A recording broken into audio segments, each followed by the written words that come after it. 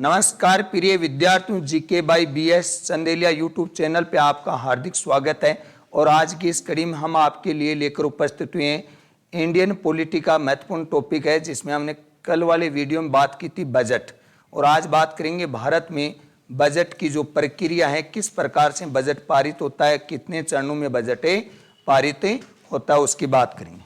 तो आज विद्यार्थियों हम बात करने वाले हैं भारत के बजट की प्रक्रिया। भारत में बजट की प्रक्रिया के चरण। भारत में बजट की प्रक्रिया के चरण। विद्यार्थियों, अगर अपन बात करें भारत में बजट की जो प्रक्रिया के चरण है, वो कुल कितने 6 चरण माने गए। चरण की बात करें तो चरणों की संख्या कितनी है विद्यार्थियों? 6। अगर अपन बात करें कि बजट प्रक्रिया शुरू कब होती है, तो ये जो बजट की जो प्रक्रिया है, ये सितंबर अक्टूबर में प्रत्येक विभाग को अलग अलग अपनी आय व्यय का क्या देना पड़ता है, अनुमानित आंकड़ा प्रदान करता है। तो अगर अपन बात करें कि बजट प्रक्रिया की शुरुआत की अगर अपन बात करें तो इनकी शुरुआत होती है सितंबर अक्टूबर माह में सभी विभाग, या अपन कह सकते हैं कि प्रत्येक विभाग अपनी आय व्यय का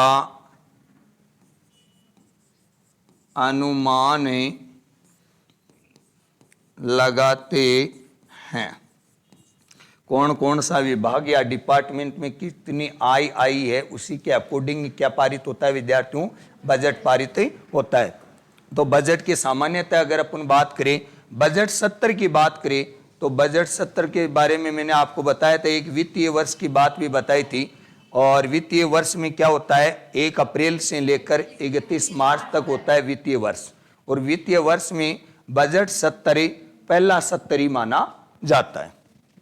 अगर अपन बात करें इनके 6 चरण कौन कौन से हैं उनकी, तो विद्यार्थियों इनके जो 6 चरण हैं, उनमें अगर अपन बात करें 6 चरण कौन कौन से हैं, तो 1 नंबर जो चरण आएगा वो आएगा बजट का प्रस्तुतिकरण। 1 नंबर क्या रहेगा? बजट का प्रस्तुतिकरण रहेगा। क्या रहेगा? बजट का प्रस्तुतिकरण। बजट का प्रस्तुतिकरण, इसमें क्या आएगा? बजट का प्रस्तुतिकरण। ये क्या माना गया है? ये प्रथम चरण माना गया है बजट प्रक्रिया में। अगर अपन बात करें भाई बजट का प्रस्तुतिकरण किस प्रकार से होता है, तो विद्यार्थियों बजट का जो प्रस्तुतिकरण होता है वो संसद में पहले लोकसभा में पेश किया जाता है, और फिर किस में पेश किया जाता है? राज्यसभा में पेश किया जाता है। तो बजट का प्रस्तुतिकरण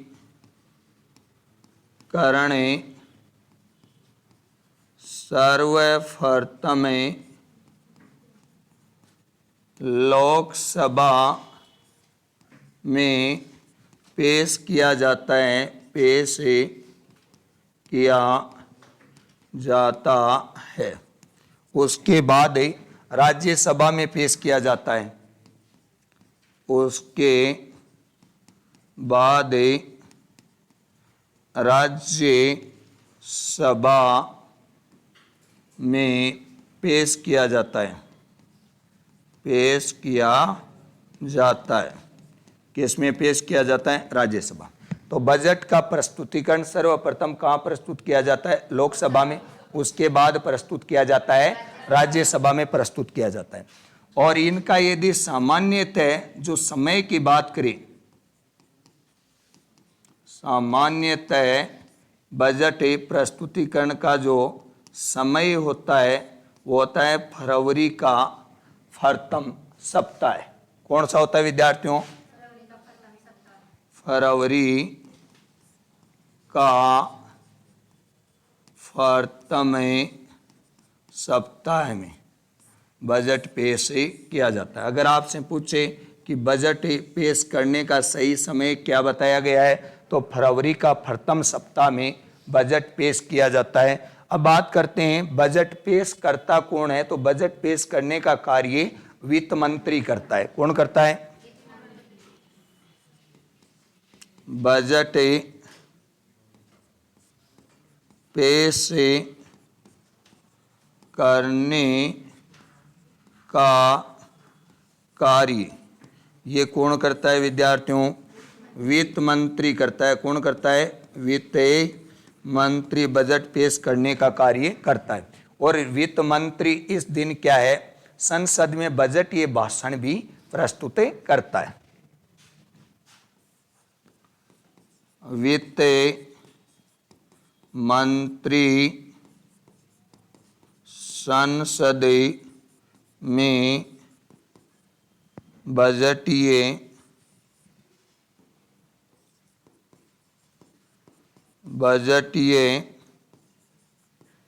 भाषण प्रस्तुत करता है। बजटीय भाषण जो प्रस्तुत करते ही बजट का जो प्रस्तुतिकरण का कार्य प्रथम चरण का ये क्या हो जाता है, समाप्त मान लिया जाता है। देखो बात कर रहे हैं, अगर अपन बात करें बजट प्रक्रिया का, तो भारत में बजट प्रक्रिया के कितने चरण माने गए? 6 चरण माने गए। पहला चरण है बजट का प्रस्तुतिकरण। बजट के प्रस्तुतिकरण का जो सामान्यतः समय माना जाता है वो माना जाता है फरवरी माह का प्रथम सप्ताह। क्या माना जाता है? फरवरी माह का प्रथम सप्ताह माना जाता है। और बजट को पेश करने का जो कार्य है वो वित्त मंत्री करता है। और इस दिन संसद में वित्त मंत्री क्या करता है? बजट ये भाषण को प्रस्तुत करता है या बजट ये भाषण को संसद के सामने पढ़ता है। और प्रस्तुतिकरण की अगर बात करें तो बजट ये जो भाषण है, बजट का जो प्रस्तुतिकरण है वो सर्वप्रथम किसके सामने पेश किया जाता है? लोकसभा के सामने। और उसके बाद में कहाँ पेश किया जाता है? राज्यसभा के सामने बजट ये जो बजट प्रक्रिया है प्रस्तुतिकरण पेश किया जाता है। अब बात करते हैं दूसरे चरण की। प्रथम चरण की बात कर ली और अब बात करेंगे द्वितीय चरण। और द्वितीय चरण में क्या होता है? बजट पर सामान्य विचार विमर्श होता है। बजट पे क्या होता है? सामान्य विचार विमर्श किया जाता है। और विचार विमर्श की अगर अपन बात करें, मान लीजिए बजट पर सामान्य विचार विमर्श हो रहा है और ये विचार विमर्श कहाँ होता है विद्यार्थियों? संसद में होता है। संसद में सामान्य विचार विमर्श होता है। और इस विचार विमर्श में कोई भी सांसद की बात करें तो वित्त मंत्री से बजट से संबंधित वो प्रश्न पूछ सकता है। यानी विचार विमर्श में क्या होता है? यदि कोई भी संसद का सदस्य बजट से संबंधित प्रश्न वित्त मंत्री से पूछता है। और पूछता है तो वित्त मंत्री उसका मौखिक रूप से क्या देता है? जवाब भी देता है। बजट से संबंधित कोई भी संसद का सदस्य यदि वित्त मंत्री से प्रश्न पूछता है तो वित्त मंत्री क्या करता है, उनका जवाब भी देता है। वो भी किस रूप में, मौखिक रूप से। वित्त मंत्री उस प्रश्न का जवाब मौखिक रूप से देता है, मौखिक रूप से देता है। किस रूप से देता है, मौखिक रूप से देता है। इसके बाद में क्या होता है, बजट की कॉपियां, संसद के जितने भी सदस्य हैं, सब सदस्यों को बजट की कॉपियां वितरित कर दी जाती है। कॉपियां वितरित करने के बाद 2 या 3 सप्ताह के लिए संसद का जो सत्र है उसको क्या कर दिया जाता है, स्थगित कर दिया जाता है। और उनको ये कहा जाता है कि बजट की कॉपी सबको अवेलेबल करा दी। अब इसका 15 या 20 दिन जितने भी सदन नहीं चलेगा उतने में आप इस बजट का क्या करना, अध्ययन करना, और इसमें किसी भी प्रकार की कमियां हैं वो जिस दिन सत्र चले उस दिन बताना। कॉपियां क्यों दी जाती है, क्योंकि वो आराम से उनको पढ़े और कोई विसंगतियां हो तो वो बताए। तो इसके बाद में क्या होता है, वित्त मंत्री प्रश्न का जवाब मुख्य रूप से देता है और इसके बाद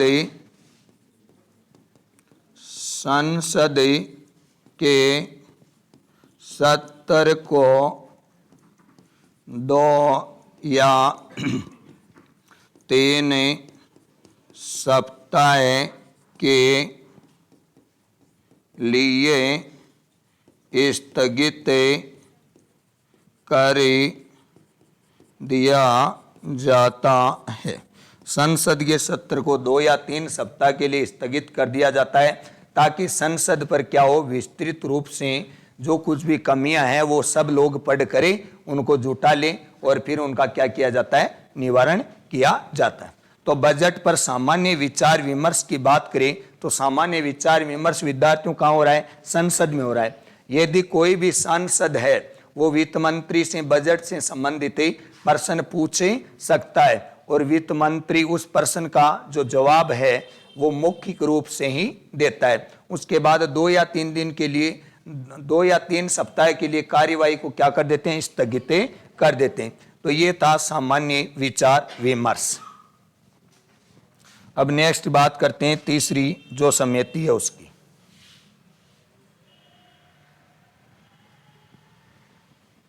जो तीसरा है वो है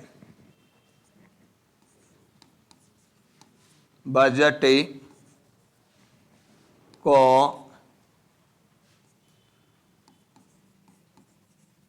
विभागीय समितियों के पास भेजना। बजट को विभागीय समितियों के पास भेजना। वैसे संविधान में इन विभागीय समितियों का कोई उल्लेख नहीं है, परंतु अपना देश का सिस्टम ये चाहता है कि बजट क्या हो, बिल्कुल ऐसा बजट हो जिससे जनता को ज़्यादा से ज़्यादा क्या मिले, फायदा मिले और देश के विकास में भी क्या हो, वृद्धि हो। तो उसके लिए एक तो इन सांसदों को कॉपी बांट दी जाती है, ये अपने घर पे रहे, आवास पे रहे, इसका अध्ययन करते हैं विस्तृत। और एक कुछ संसदीय समितियां होती है, प्रत्येक विभाग की एक अलग समिति होती है। वैसे देखिए तो कुल जो ये विभागीय समितियों की संख्या होती है वो 24 है। कितनी है, 24 विभागीय समितियां हैं। और इन विभागीय समितियों के में जो शामिल होने वाले लोग होते हैं वो सांसद है, मंत्री विभागीय समिति में शामिल नहीं हो सकता। तो इसका भी एक अच्छा क्वेश्चन बनता है कि मंत्री विभागीय समितियों में शामिल हो सकता है क्या, नहीं हो सकता। इनमें इन सांसदों के कई लोगों की विभागों की समितियां बना दी जाती है और सभी विभाग अपने अपने बारे में जिस प्रकार का बजट आया है उसकी एक प्रूफ रीडिंग तैयार करते हैं और प्रूफ रीडिंग तैयार करके रिपोर्ट तैयार करके जिस दिन संसद का जो सत्र चलेगा उस दिन ये संसद में पेश की जाती है। तो विभागीय बजट को विभागीय समितियों के पास भेजना, ये क्या है, बजट प्रक्रिया का विद्यार्थियों कौन सा चरण माना जाता है, ये तीसरा चरण माना जाता है। अब अगर बात करें प्रत्येक विभाग की एक अपनी क्या होती है, समिति होती है। प्रत्येक विभाग की एक समिति होती है। और भारत में अगर बात करें विभागीय समितियों का आरंभ 1993 से हुआ है। भारत में विभागीय समितियों की शुरुआत, विभागीय समितियों की शुरुआत 1993 ईस्वी से हुई है। और वर्तमान में अगर बात करें इसकी जो विभागीय समितियों की संख्या है वो कितनी है, 24 है। वर्तमान में विभागीय समितियों की संख्या कितनी है, 24 इनकी संख्या है। अब ये विभागीय समितियां क्या करती है, पूरा विस्तार पूर्वक इसको ध्यान पूर्वक ये आय व्यय से संबंधित जानकारी लेकर पूरा कार्य किया जाता है। तो विभागीय की समितियां आय व व्यय का पूरा ध्यान देकर, कहीं ऐसा नहीं हो जाए किसी विभाग की आय तो क्या हो कम और उसमें बजट में ज़्यादा दे दिया जाए, ऐसा नहीं होने के कारण विभागीय समितियां आय व्यय का पूरा ध्यान देकर एक रिपोर्ट तैयार करती है। प्रत्येक विभागीय समिति एक रिपोर्ट तैयार करती है, एक रिपोर्ट तैयार करती है और उस रिपोर्ट को संसद में पेश किया जाता है। उस रिपोर्ट को संसद में पेश किया जाता है। कहाँ पेश किया जाता है, संसद में पेश किया जाता है। तो हमने इसमें बात की है बजट में विभागीय समितियों के पास, यानी बजट को कहाँ भेजा जा रहा है, विभागीय समितियों के पास भेजा जा रहा है। प्रत्येक विभाग की क्या होती है, एक समिति होती है। भारत में विभागीय समितियों की शुरुआत 1993 में हुई। वर्तमान में विभागीय समितियों की संख्या कितनी है, 24। और ये विभागीय समितियां आय व्यय का पूरा ध्यान देकर एक रिपोर्ट तैयार करती है और उस रिपोर्ट को संसद में पेश किया जाता है। तो ये था बजट प्रक्रिया का तीसरा चरण। अब चौथा जो चरण रहेगा वो रहेगा अनुदान मांगों पर बहस। किस पर रहेगा, अनुदान मांगों पर बहस। चरण नंबर 4। और ये रहेगा अनुदान मांगों पर बहस कह दो चाहे चर्चा कह दो, अनुदान मांगों पर बहस करना।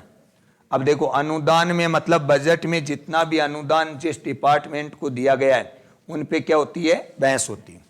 यानी अनुदान मांगों पर बहस की बात करें तो ये लोकसभा और राज्यसभा दोनों सदनों में अनुदान मांगों पे बहस हो सकती है, परंतु इसमें मतदान का जो अधिकार है वो किसको है, लोकसभा को ही है।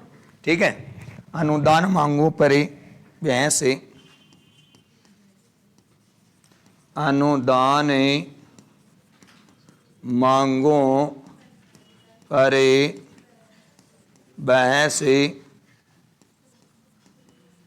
संसद के दोनों सदनों में हो सकती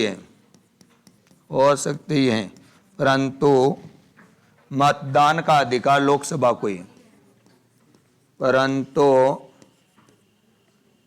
मतदान का अधिकार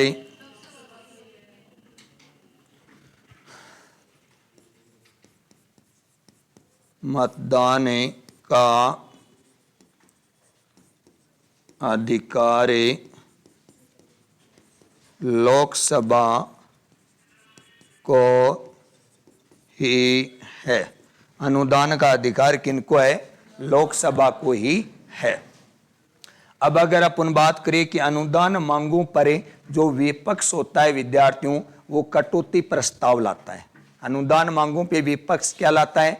कटौती प्रस्ताव लाता है।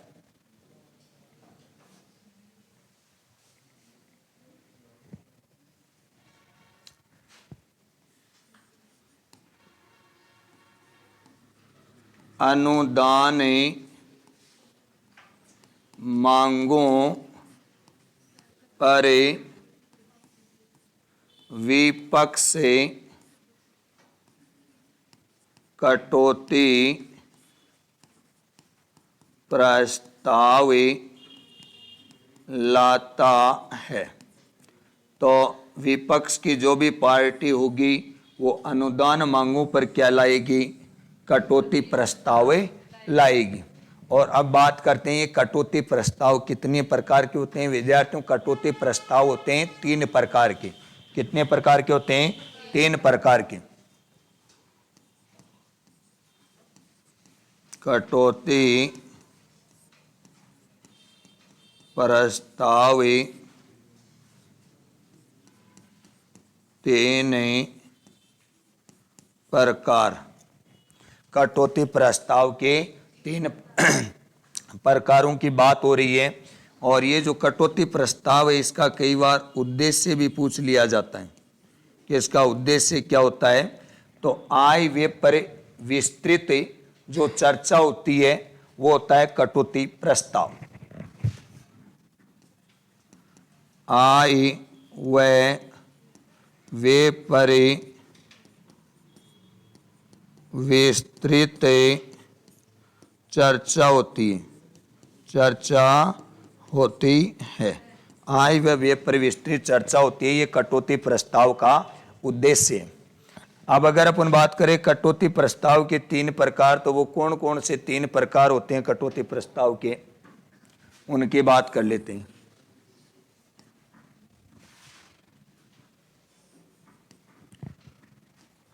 एक होता है नीतिगत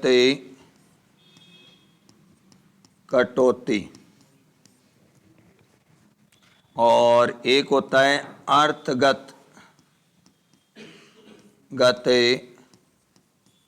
कटौती। नीतिगत कटौती, अर्थगत कटौती और एक होता है सांकेतिक कटौती।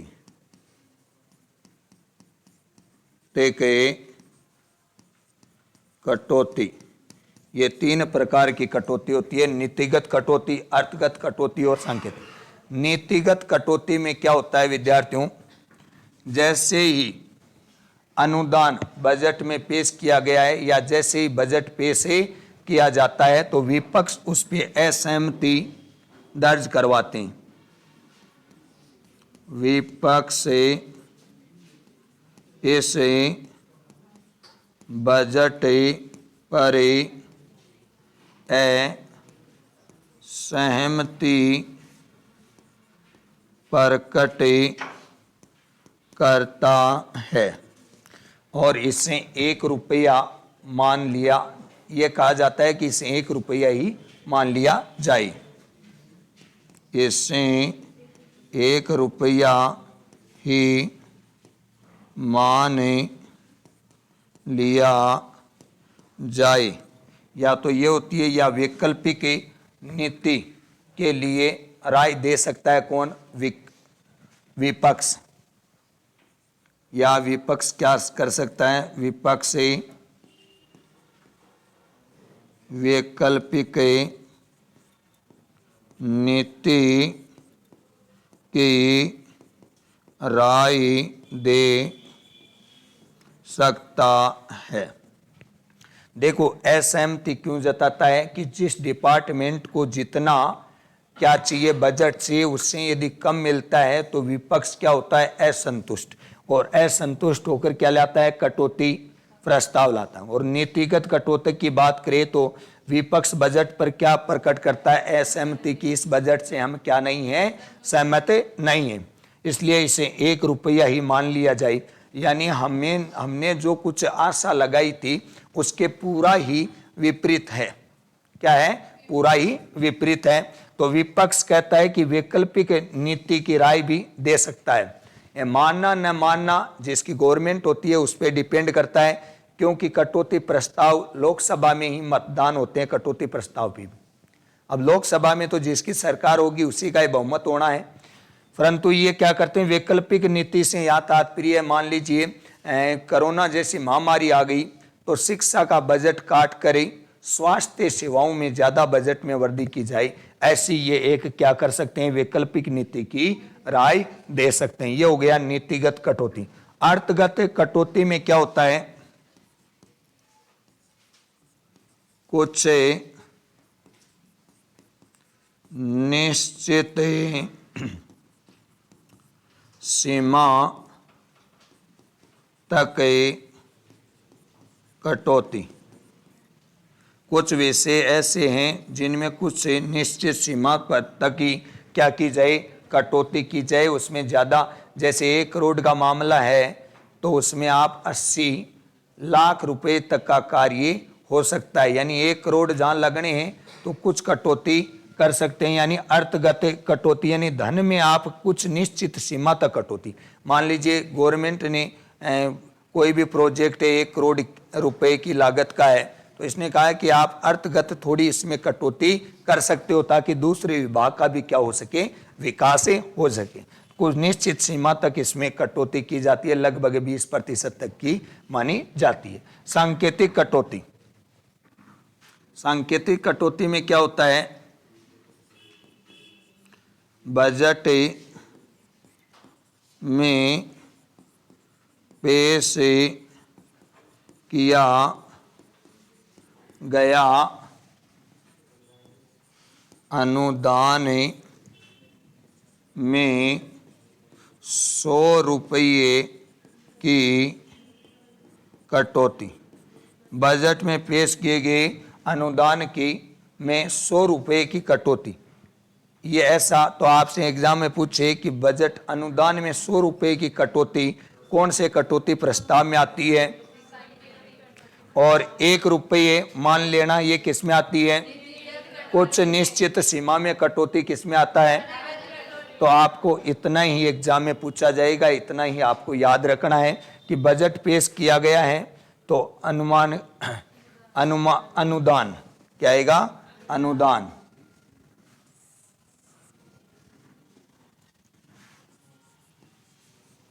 अनुदान में 100 रुपये की कटौती की जाए जिससे कि व्यवस्था सुचारू रूप से चल सके, और इसमें निश्चित सीमा तक कटौती की जाए ताकि अर्थव्यवस्था का क्या बना रहे, संतुलन बना रहे। ये राय दी जाती है, अर्थव्यवस्था का संतुलन बना रहे। ये थी विद्यार्थियों कौन सी, चौथी प्रक्रिया। कौन सी थी, बजट निर्माण की चौथी चरण। अब बात करते हैं कौन से चरण की, 5वां चरण। और 5वां जो चरण है वो है विनियोग विधेयक। विनियोग विधेयक, और यह आता है अनुच्छेद 114 में उल्लेख मिलता है विनियोग विधेयक। अब विनियोग विधेयक में क्या होता है, जो बजट की जो राशि स्वीकृत की जाती है उसके लिए विनियोग विधेयक पेश किया जाता है। बजट में धन स्वीकृति, बजट में धन स्वीकृति के लिए विनियोग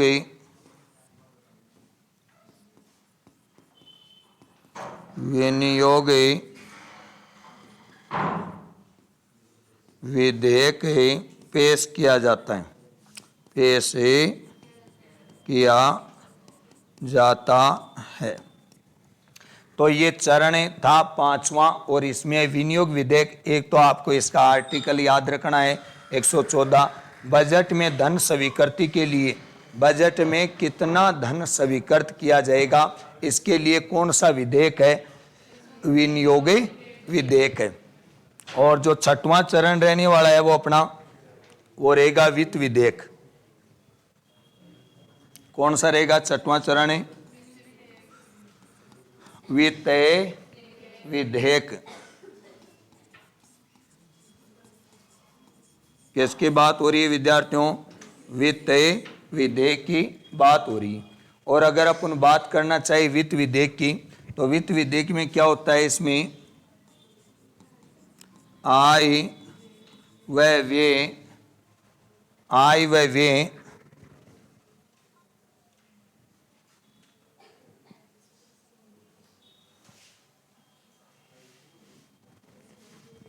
आय व व्यय पर, आय व व्यय के लिए वित्त विधेयक पेश किया जाता है, किया जाता है। आय व व्यय के लिए कौन सा विधेयक पेश किया जाता है, वित्त विधेयक पेश किया जाता है। अगर अपन बात करें आय व्यय से संबंधित विधेयक की बात करें तो वो कौन सा है, वित्त विधेयक। और इसी के साथ इस संपूर्ण बजट निर्माण की जो प्रक्रिया है वो क्या हो जाती है, समाप्त हो जाती है। और अब इससे आगे 2-3 आर्टिकल और हैं, उनकी बात करते हैं। और वो आर्टिकल है अनुच्छेद 115। इसमें क्या व्यवस्थाएं की गई है, अनुपूरक अनुदान की व्यवस्था। एक तो इसमें 3 प्रकार की व्यवस्थाएं हैं, अनुपूरक अनुदान, अनुपूरक अनुदान, और एक आएगा अधिक अनुदान, एक आएगा अतिरिक्त अनुदान, अतिरिक्त अनुदान। अनुपूरक अनुदान, अधिक अनुदान, अतिरिक्त अनुदान, इन तीनों का उल्लेख मिलता है आर्टिकल 115 में। एक आता है आर्टिकल अनुच्छेद 116। क्या आता है अनुच्छेद 116? इसमें क्या क्या व्यवस्था है, लेखा अनुदान की व्यवस्था है। इसमें किसकी है, लेखा अनुदान की व्यवस्था है। और लेखा अनुदान को क्या कहते हैं विद्यार्थियों, मिनी बजट कहते हैं। क्या कहते हैं, मिनी बजट के नाम से भी ये जाना जाता है। लेखा अनुदान हो गया। और एक आएगा प्रत्ययानुदान, प्रत्ययानुदान इसकी बात करें। और एक आएगा अपवादानुदान, अपवादानुदान, प्रत्ययानुदान और लेखा अनुदान। ये अनुच्छेद 116 में इनका क्या मिलता है, उल्लेख मिलता है। इधर अनुच्छेद 115 में किसका उल्लेख मिलता है, अनुपूरक अनुदान, अधिक अनुदान और अतिरिक्त अनुदान। अब इनमें होता क्या है, ये लिखवानी वाली बातें तो है नहीं, मैं समझा देता हूँ आपको। देखो अनुपूरक अनुदान में होता है, मान लीजिए सरकार ने किसी भी क्षेत्र में बजट पारित किया, जैसे भवन निर्माण है, जिस समय बजट पारित किया उस समय महंगाई क्या थी? कम। और वर्तमान स्थिति को अगर अपन देखें तो महंगाई क्या हो गई विद्यार्थियों? बढ़ गई।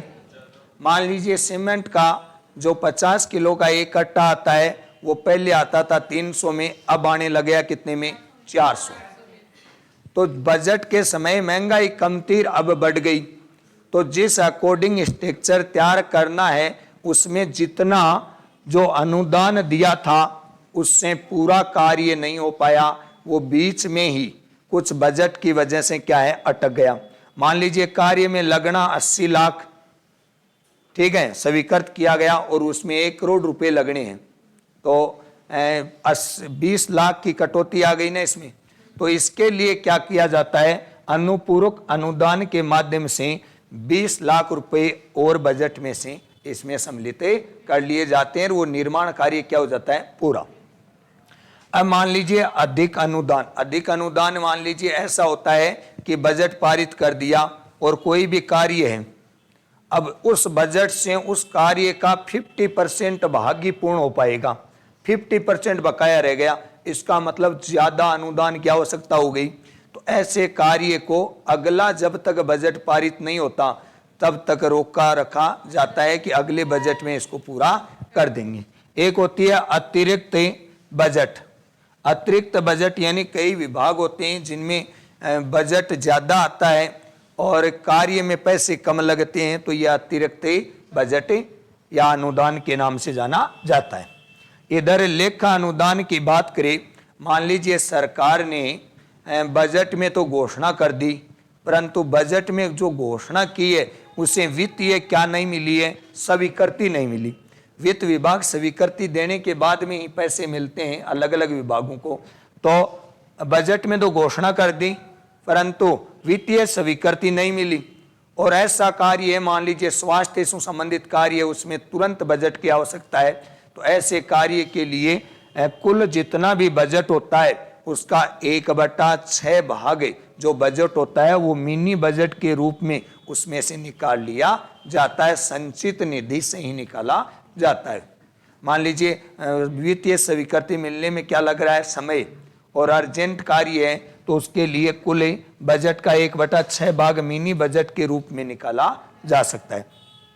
प्रत्यानुदान की अगर बात करें तो इसमें विद्यार्थियों क्या होता है? इसमें आकस्मिक कोई भी कार्य के लिए बजट की आवश्यकता होती है तो वो संचित निधि से लिया जाता है, वो होता है प्रत्यानुदान।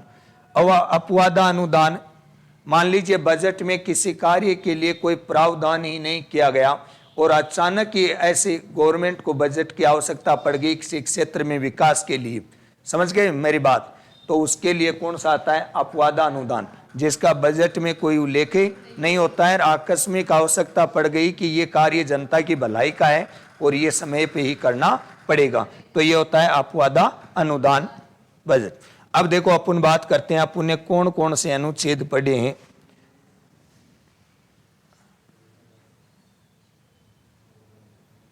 तो अब ध्यान देना विद्यार्थियों, अगर अपन बात करना चाहे कौन कौन से अनुच्छेद हैं, अपन ने कौन कौन से अनुच्छेद पढ़ लिए। अनुच्छेद की बात करें तो अपन ने विद्यार्थियों 107 पढ़ लिया, 108 पढ़ लिया, 9, 110 पढ़ लिया और इसके अलावा 111, 112, 113 और इसके अलावा 114, 115, 116, 117, ये अनुच्छेद भी याद होने चाहिए।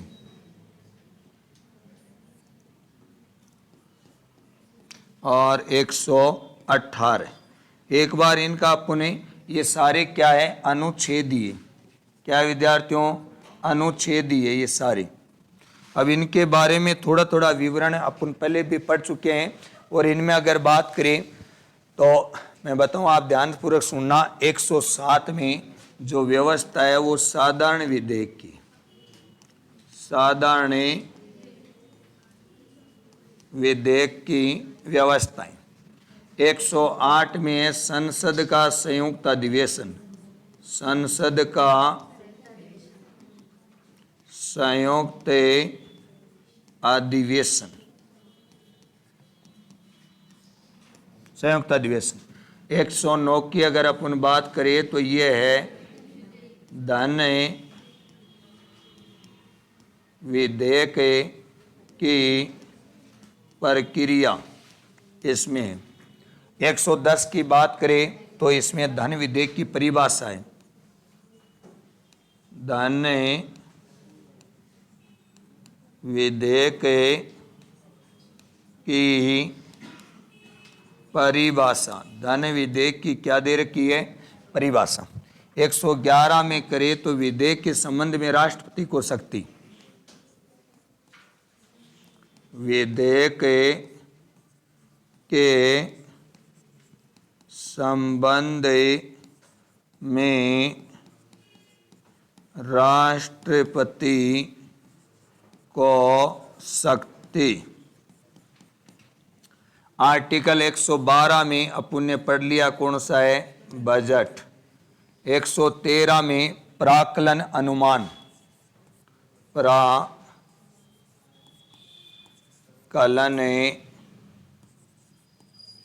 अनुमान, पराकलन अनुमान। और आर्टिकल 114 की बात करें तो 114 में विनियोग विधेयक है ना, विनियोग विधेयक। और 115 की अपन बात करें थे तो इनमें 3 प्रावधान है। 115 में 3 प्रावधान है। एक तो अनुपूरक अनुदान, कौन सा है?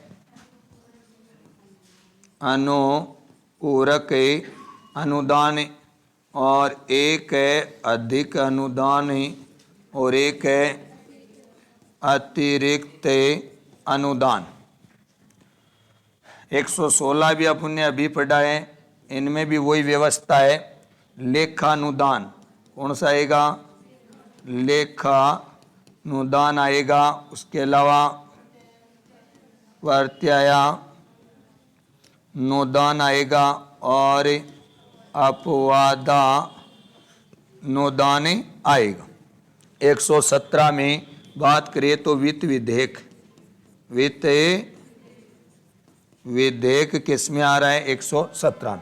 118 में आता है संसद की प्रक्रिया के नियम, संसद की प्रक्रिया के नियम, संसद की प्रक्रिया के नियम।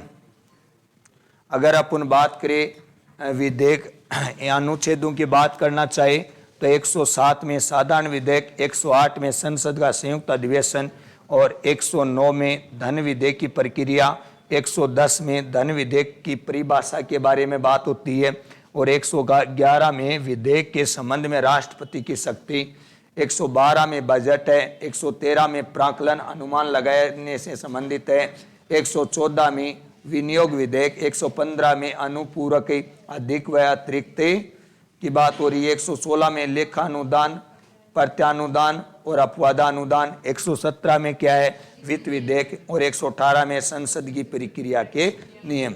और विद्यार्थियों अगर अपन बात करें तो आज के वीडियो में हमें इतने ही पढ़ने वाले हैं, ठीक है।